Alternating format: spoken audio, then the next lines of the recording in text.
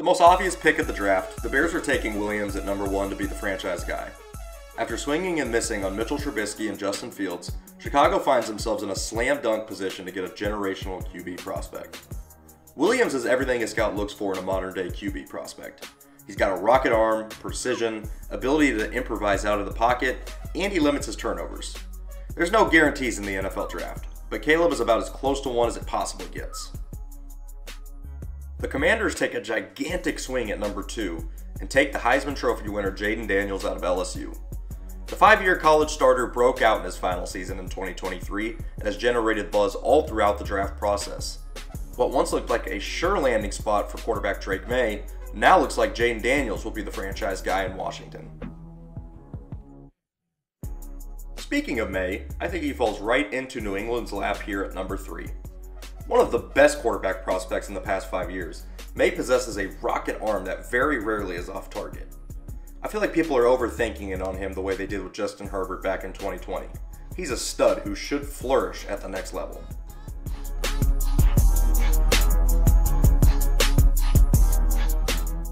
The best wide receiver prospect since Ja'Marr Chase broke into the league a few years ago finds himself heading to the desert with the 4th pick. There are many rumors and rumblings that the Cardinals may trade out of this pick, but I don't know how you pass on a generational player like this. Give Kyler Murray a true number 1 receiver to work with in what is currently a very weak group.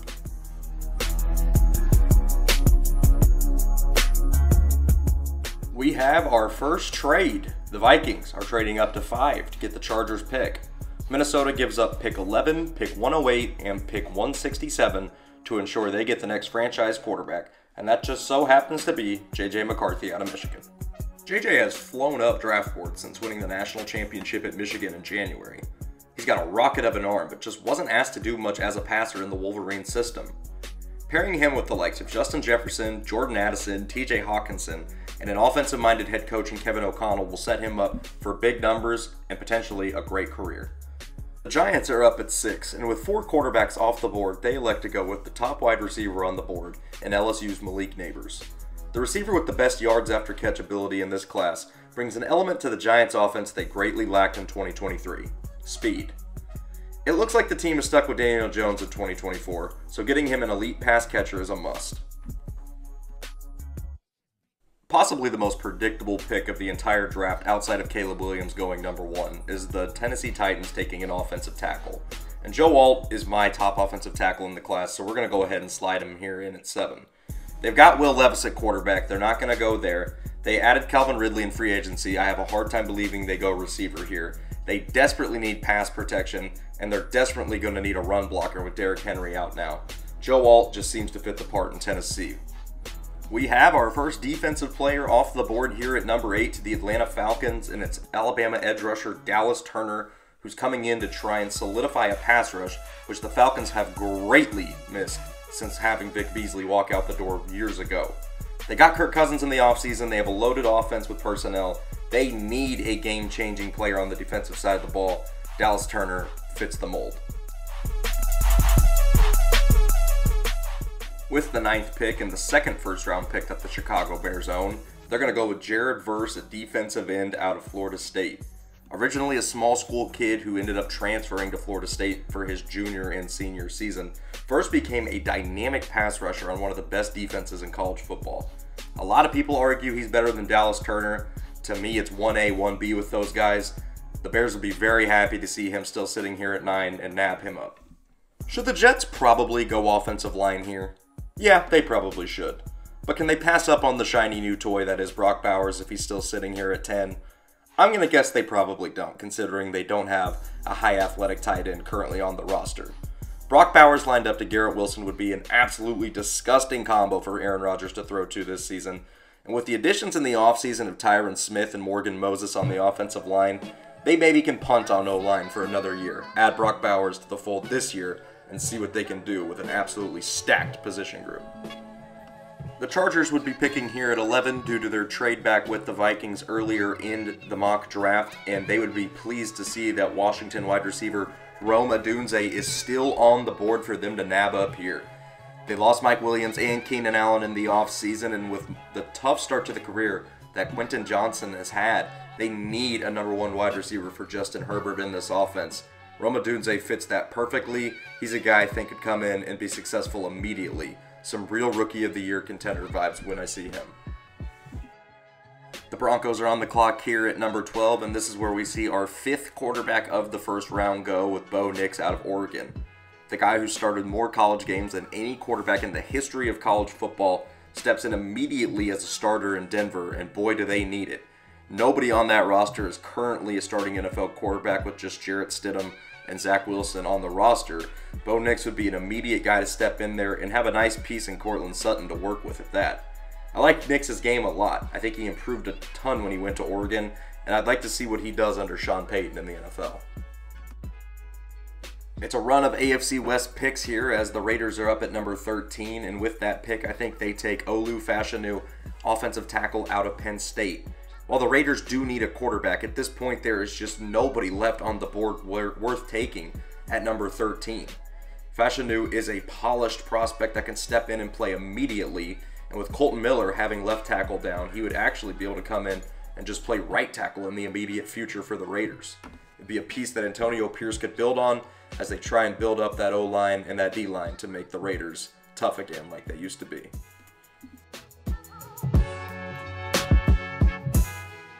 The New Orleans Saints desperately need offensive tackle, so they'll be pleased to see that Alabama offensive tackle J.C. Latham is still sitting on the board at number 14 for them to nab up. Yes, they have Ryan Ramczyk, who's been an all-pro on the right side, but they desperately need someone to protect Derek Carr's blind side, considering how immobile Derek is. Latham has gone up against the best pass rushers in the country in the SEC and held his own all throughout his collegiate career. I expect him to be able to step in and be an early contributor in the NFL. We have our first corner off the board here at number 15 with Terrion Arnold going to the Colts. Look, in a division that has CJ Stroud and Trevor Lawrence, you have to have a good secondary. And right now, the Colts are bleeding at that position. Picking up Arnold would be a great step forward in helping the secondary compete in 2024. I'm sure this won't excite Seahawks fans as much as a position player will, but let me assure you, if you can get Jackson Powers-Johnson here, you absolutely do it. The Seahawks are in desperate need of a center and just an interior O-lineman at that. Getting Jackson Powers-Johnson here at 16 would be a great value pick and would be an immediate starter. Holy Toledo, the Jaguars don't go wide receiver. I apologize for that terrible pun. I cringed myself saying that. But jokes aside, Quinyon Mitchell here to the Jaguars at 17 makes a ton of sense. They need corner badly. I keep talking about it. The AFC South is stacked at quarterback. You need secondary as much as possible. He's a great player. One of those small school guys who just rose up draft boards this offseason. Quinyon Mitchell goes here to the Jaguars. How many years in a row can a team have the same exact problem? The Bengals have not had a good O-line the entire time Joe Burrow's been there, but rest assured that that will get one step closer to being solved when they pick Talise Fuaga here with the 18th pick.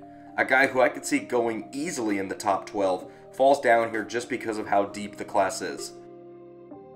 You can't make up for the loss of Aaron Donald. It's impossible. He's a top 5 defensive player of all time.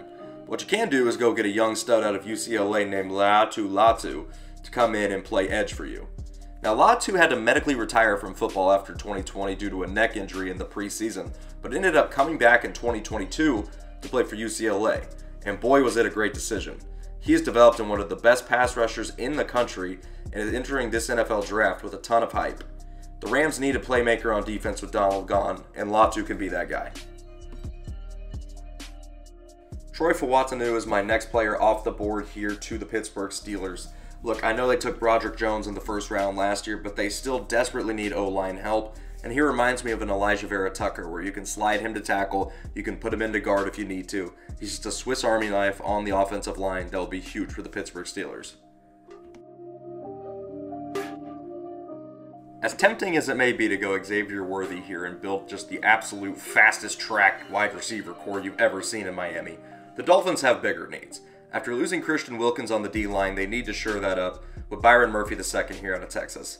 A dominant pass rusher and an even more dominant run defender, he would be vital in that division trying to stop guys like Josh Allen and whoever the Patriots may draft.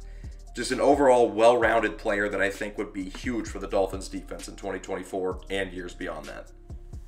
Xavier Worthy got a lot of talk for that 40-yard dash, but I think the fastest player in this draft just might be Nate Wiggins, the corner out of Clemson. Boy, the Eagles really need one, and that really became a thing out of nowhere. Darius Slay and James Bradbury had great seasons in 2022, but just fell off a cliff at 2023. That's what happens at the corner position. It's night and day whenever they're on and when they're off. Nate Wiggins can come in immediately and shore up some of the problems Philadelphia has in their secondary and give it some much-needed youth.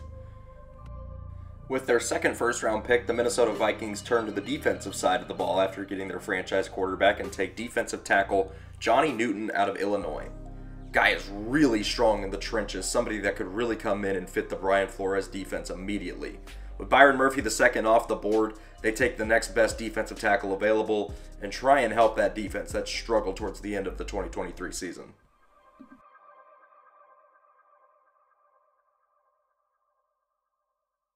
The Dallas Cowboys lost the anchor of their O-line this offseason when Tyron Smith went to the Jets. Now they have a hole to fill. Tyler Smith might move to left tackle, which means they need a right tackle, and that's going to be Amarius Mims out of Georgia. A guy who is on 2 of the national championship teams, an absolute stud at right tackle, just towers over everybody with his size. I expect Mims to be able to go in and be an immediate starter. Outside of Jair Alexander, the Packers secondary is, let's just say, below average to be nice. Getting Cooper DeJean here at pick 25 would not only solve helping the secondary out, but it would also help the special teams out quite a bit, as he is an electrifying punt returner. They have Nixon to return the kickoffs. You put him back for punts and then add him as cornerback number 2 on the roster, and Green Bay's defense gets a whole lot better in 2024.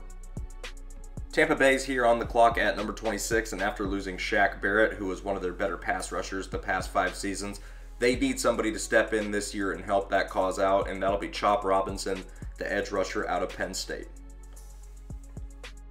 Arizona's second first-round pick of the draft after having Marvin Harrison Jr. go to them at number 4 earlier. This time they're going to go on the defensive side of the ball with corner Kool-Aid McKinstry. An absolute dog at Alabama, a guy that coming into the year was looked at as a potential top 10 pick. Lost a little bit of value this year with Terrion Arnold going crazy beside him, but still a really good, solid corner that I think can come in and be really good in their defensive scheme under Jonathan Gannon.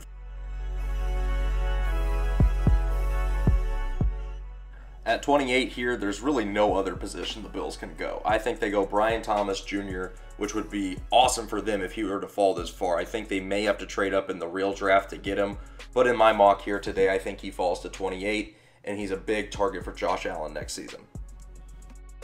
Stop me if you've heard this before. The Lions taking a guy that was born and raised in Michigan to be an edge rusher for their team in the first round. Of course, you all know what happened with Aiden Hutchinson a couple years ago, but I think it happens again this year with Darius Robinson out of Mizzou, who grew up in Michigan, of course. Just an unbelievable player. Had a great senior year at Mizzou on a defense that helped the Tigers win 11 games. He is a stud. He's got just great measurables. Off the edge, he's an absolute freak. He is just somebody that's going to come in and take a lot of weight off the shoulders of Aiden Hutchinson.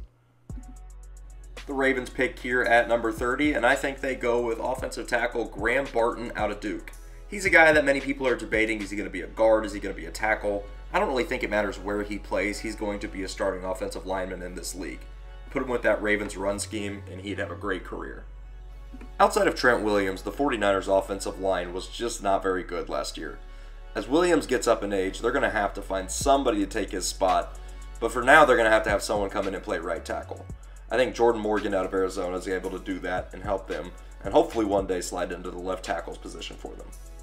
With the final pick of the first round, I have the back-to-back Super Bowl champion Kansas City Chiefs taking wide receiver Adonai Mitchell out of Texas to help the wide receiver core a little more there in Kansas City after they struggled mightily last year.